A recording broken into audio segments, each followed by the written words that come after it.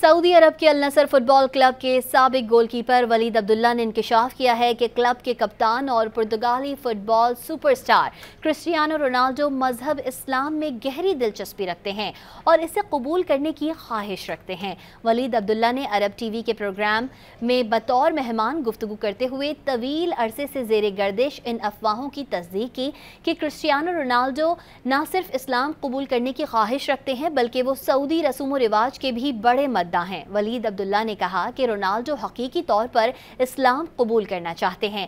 उन्होंने उनसे इस बारे में बात की जिस पर रोनाल्डो ने दिलचस्पी जाहिर की। वो फुटबॉल मैच में गोल करने के बाद पहले ही मैदान में सजदा रेज हो चुके हैं और वो हमेशा खिलाड़ियों को नमाज पढ़ने और इस्लामी मजहबी तरीक़ों पर अमल करने की तरगीब देते हैं।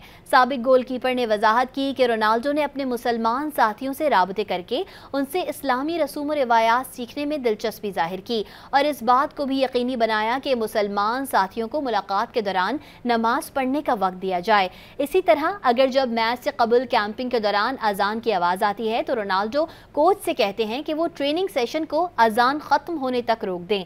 वलीद अब्दुल्ला ने इंकशाफ किया कि जब रोनाल्डो पहली बार सऊदी अरब पहुंचे तो वो सऊदी सकाफत के बारे में जानने के लिए बेचैन थे।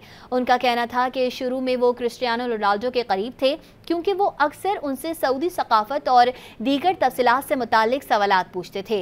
उन्होंने कहा कि ख़ास तौर पर एक मैच के दौरान हैरान कुन लम्हा उस वक्त आया जब रोनाल्डो गोल करने के बाद अचानक सजदा रेस हो गए। इसके बाद तमाम खिलाड़ियों ने मुत्तहद होकर अल्लाह अकबर का नारा लगाया। क्रिस्टियानो रोनाल्डो के मुमकिना मजहबी तब्दीली के बारे में कयास आराइयों के अलावा वलीद अब्दुल्ला ने खिलाड़ी की लगन और पेशा वाराना महारत पर भी जोर दिया और कहा कि वो एक इंतहाई नज़्म ज़ब्त वाले और सरशार खिलाड़ी हैं जिसकी वजह से वो इस मकाम तक पहुंचे हैं।